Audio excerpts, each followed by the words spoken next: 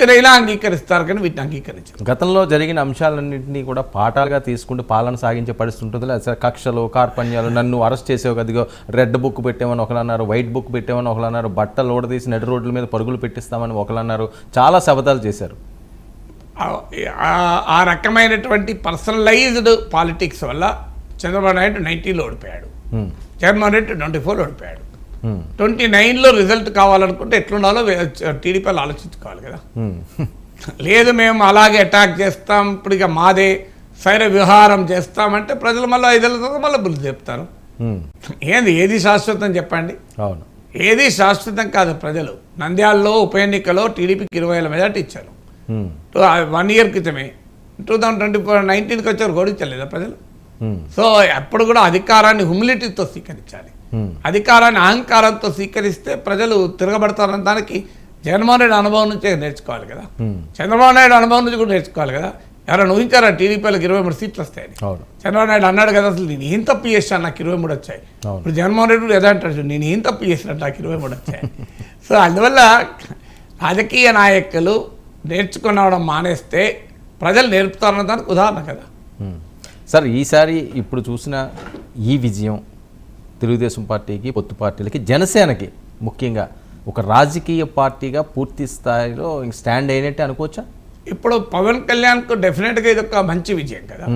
ఇప్పుడు చూడాలి, అంటే కూటమి గనక కలిసి అధికారాన్ని పంచుకుంటారా, లేదా టీడీపీకి సొంతగా మెజారిటీ వచ్చింది కనుక, ఇప్పుడు వైసీపీ గనక 23 ఉంటే జనసేన కన్నా ఎక్కువ ఉంటాయి, రేపు ఇంకా తగ్గింది అనుకోండి జనసేన సెకండ్ పార్టీ అవుతుంది.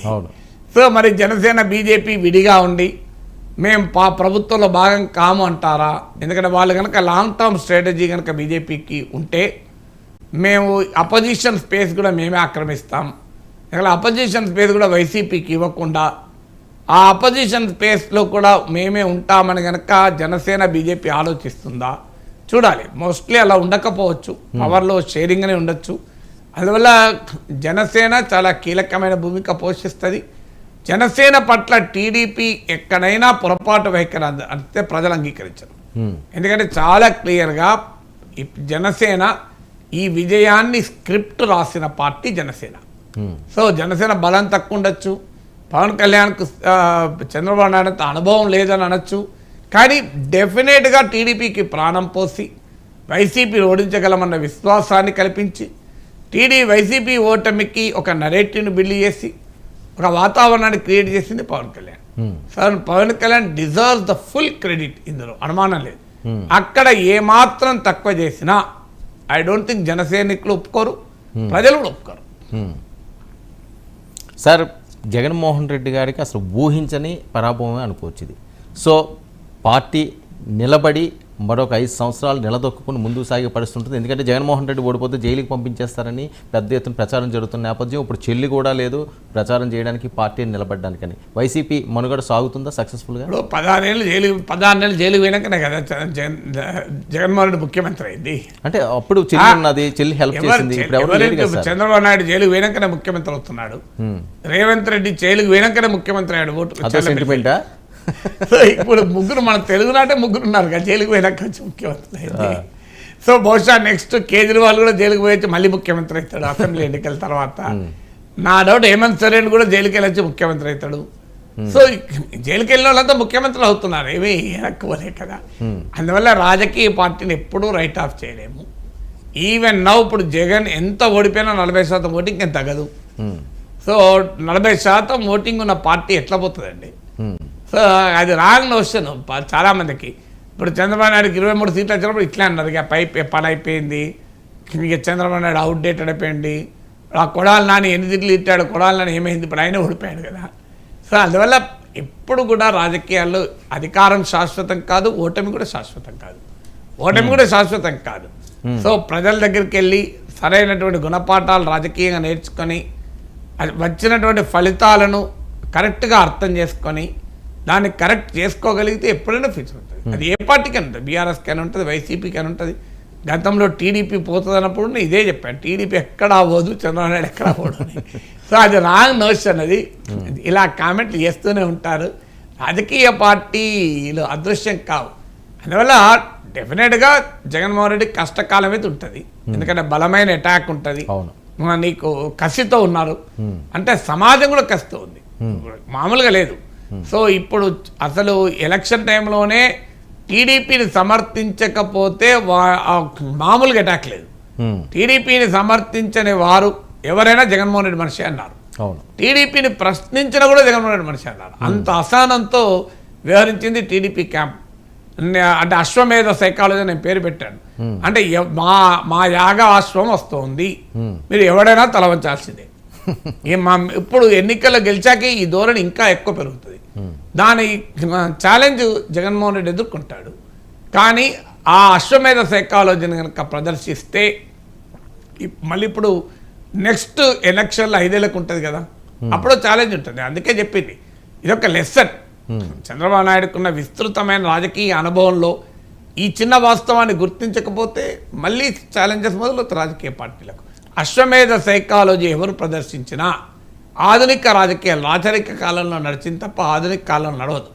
సో నేను తిరుగులేని వాడిని, నేను యాగాశ్వాన్ని పంపిస్తా, ఎవడైనా తలవంచాల్సింది, నా మిత్రుడైనా శత్రువుడైనా స్వతంత్రుడైనా తటస్థుడైనా నా యాగాశ్వానికి తలవంచి నా నాయకత్వాన్ని అంగీకరించాల్సిందే అనే ధోరణి డెమోక్రసీలో పనికిరాదు. అది పనికిరాదంతానికి 2024 జగన్ అనుభవం, 2019 చంద్రబాబు నాయుడు అనుభవం, 2023 కేసీఆర్ అనుభవం, ఎంతో కొంత 2024లో మోడీ అనుభవం కూడా అదే చెప్తాం. ఓకే సార్, పవన్ కళ్యాణ్ గారు ఎమ్మెల్యేగా పరిమితం అవుతారా, క్యాబినెట్లోకి వెళ్ళే ఛాన్స్ ఉంటుందా? అంటే న్యాయంగా ఉప ముఖ్యమంత్రి కావాలి కదా, నెంబర్ 2 ఉండాలి క్యాబినెట్లో. సో అందువల్ల డిప్యూటీ చీఫ్ మినిస్టర్ కావాలి. ఆయన ముందున్న ఆప్షన్ డిప్యూటీ చీఫ్ మినిస్టర్ కావడం, లేదా కేంద్ర ప్రభుత్వంలో కూడా వెళ్ళటానికి స్కోప్ ఉంటుంది. కేంద్ర ప్రభుత్వం అయితే ఇక్కడ రాజీనామా చేసి రాజ్యసభకి వెళ్ళచ్చు. ఏముంది అంటే రాష్ట్రాన్ని వదులుకుంటారా? అంటే వదులుకోకూడదనే చెప్తాను. శ్రేయోభిలాషిగా మిత్రుడిగా చెప్పగలిగేది అయితే నన్ను అడిగితే సలహా, డెఫినెట్గా ఆయన రాష్ట్ర రాజకీయాల్లో ఉండి గనక కొట్లాడితే ఫ్యూచర్ ఉంటుంది. ఎందుకంటే రాజకీయాలు ఎప్పుడు పోలరైజ్ అయ్యి ఉండవు. సో పవన్ కళ్యాణ్కు ఏజ్ ఉంది, బీజేపీ అండదండలు కూడా ఉన్నాయి, ఇప్పుడు ఒక కీలక భూమిక పోషించిన చరిత్ర ఉంది. సో ఇవన్నీ కూడా పవన్ కళ్యాణ్కి అడ్వాంటేజెస్ ఫ్యాక్టర్స్ కదా. అంటే ప్రధానంగా ఇప్పుడు ఆయన సినిమా దాన్ని ఆ రంగాన్ని అయితే వదులుకుంటే పరిస్థితి ఇప్పుడు లేదు, చేతిలో చాలా మూవీస్ ఉన్నాయి. ఇలాంటి టైంలో ఉప ముఖ్యమంత్రి అయ్యో లేకపోతే ఒక మంత్రివర్గంలో ఒక ఆయనకి వెళితే ఇబ్బందికర పరిస్థితులు ఉండవా జనాలు? అంటే ఆయన చెప్పాడు కదా ఎలక్షన్ తర్వాత నేను సినిమా దాదాపు దూరమైతా అని చెప్పాడు. అంటే కంప్లీట్ చేసుకుంటూ బయట అంటే కంప్లీట్ చేసుకొని నేను వచ్చేస్తాను ఎప్పుడో చెప్పాడు అది. అంటే ఇక ఫుల్ టైం పాలిటిక్స్లో ఉండాలంటే you cannot have both egg and omelette కదా. నువ్వు ఆమ్లెట్ కావాలంటే ఎగ్ పలకొట్టాలి, ఆ ఎగ్ తింటా అంటే ఆమ్లెట్ ఉండదు. నాకు ఎగ్ కావాలి ఆమ్లెట్ కావాలంటే ప్రాక్టికల్గా సాధ్యం కాదు కదా. ఓకే, సో ఇవి జగన్మోహన్ రెడ్డికి గుణపాఠాలే అనుకోవచ్చా? ప్రతి రాజకీయ నాయకునికి ఒక జగన్కి ఎందుకు ఎవరికైనా పాఠాలే. అది గుణపాఠాలు కొంతమందికి, నిర్గుణ పాఠాలు కొంతమందికి. పాఠాలైతే అందరికి కదా. ఎందుకంటే ఈ గెలుపు ఏ రకమైన ఎలా సాధ్యమైంది అని కనుక తెలుగుదేశం నేర్చుకుంటే, ఆ జగన్మోహన్ రెడ్డి తప్పులు తాము చేయకుండా ఉంటే 5 ఏళ్ల తర్వాత కూడా మళ్ళీ అవకాశం ఉంటుంది. లేదు నువ్వు తప్పులు నేను చేస్తాను అని అనుకుంటే మళ్ళీ అదే పరిస్థితి, ప్రజల చరిత్ర పునరావృతం అవుతుంది. సో అందువల్ల అందరికీ పాఠాలే. పవన్ కళ్యాణ్కి పాఠమే, ఖచ్చితంగా జగన్కు ఓడిపోయాడు గుణపాఠం, మిగతాలకు అనాపాఠకం. అనాపాఠం మీ ఒక జగన్మోహన్ రెడ్డి గుణపాఠం, మిగతాలకు అనాపాఠం. పాఠం అయితే అందరికీ ఉంటుంది కదా సార్. పొత్తు పార్టీలకి టీడీపీ 27, 19 జనసేన, 8 బీజేపీ, 23 స్థానాలు, ఇంకా 23 స్థానాల్లోనే అలాగా ఉంది. వెరీ హిస్టారిక్ మ్యాండేట్, మామూలు మ్యాండేట్ కాదు. అంటే ప్రజలు అందరూ అనుకున్నది నువ్వానైనా ఉంటుంది పోటీ అనుకున్నారు, కానీ ప్రజలు ఏ ఎగ్జిట్ పోల్ కూడా ఈ రిజల్ట్ చెప్పలేదు కదా సార్.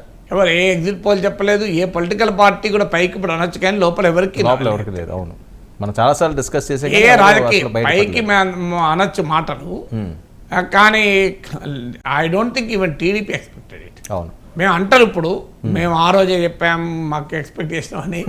జగన్ కూడా అన్నాడు కదా నేను ఎక్స్పెక్ట్ చేసాను, కానీ జగన్ కూడా 151 ఎక్స్పెక్ట్ చేయలేదు కదా. అవును, లోక్సభ స్థానాలు కూడా 21 స్థానాల్లో లీడ్లో ఉంది పొత్తు పార్టీలు. 4 స్థానాలు, 5 స్థానాల నుంచి మళ్ళీ 4 స్థానాలు పడిపోయింది వైసీపీ. అంటే ఇది రివర్స్ అయితే అది రివర్స్ అవుతాయి కదా. అప్పుడు అంతకుముందు కూడా 22 సీట్లు వైసీపీకి వస్తే 3 సీట్లు వచ్చాయి కదా. సో 22 సీట్లు వైసీపీకి వస్తే 3 సీట్లు వచ్చాయి మీకు టీడీపీకి కదా. ఇప్పుడు రివర్స్ అవుతారు. అందువల్ల ఇప్పుడు ఒక ఛాలెంజ్ ఏంటంటే ఇప్పుడు గతంలో లాగా మోడీ అండదండలు కూడా జగన్కుంటావు. అవును. అంటే అఫ్ కోర్స్ బీజేపీ టీడీపీ వైసీపీల మధ్య